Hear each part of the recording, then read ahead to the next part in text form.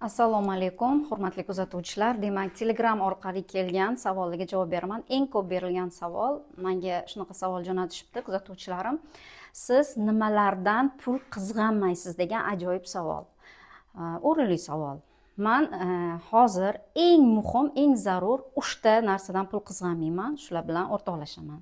Birinchisi, 3 soatdan ko'proq uchadigan bo'lsam, samolyotda biznes klassdan umuman pul qizg'anmayman. Eng qiyin sharoitimda ham pul topaman. Chunki bu meni sog'lig'im bilan bog'liq noxush vaziyatlarni keltirib chiqarishi mumkin. Xo'p, ikkinchisi, sog'lom, organik oziq-ovqat mahsulotlaridan pul qizg'anmayman. Chunki biz nimani iste'mol qilsak, u bizni yuzimizda, tanamizda aks etadi. Shuning uchun ham pul qizg'anmayman sog'lom, to'g'ri ovqatlanishdan. Bu degani PP restoranlarda ovqatlanadi degani emas. Eng xavfsiz, eng mazali taom bu uyda tayyorlangan taom va o'zim mahsulotlarni xarid qilib, uyda mazza qilib, o'sha jarayondan zavq olib, taomlarni tayyorlab iste'mol qilaman. Va uchinchisi, toza, o'sha sifatli, sog'lig'im uchun, tanam uchun zararsiz bo'lgan matolardan tikilgan kiyimlar.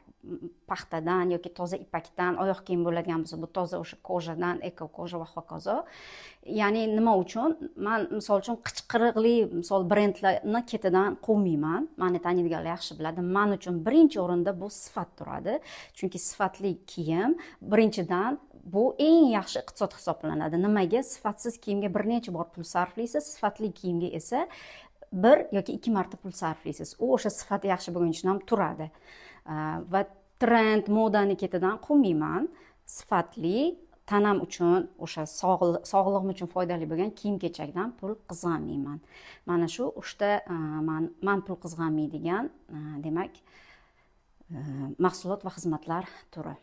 Charchamanglar, salomat bo'linglar.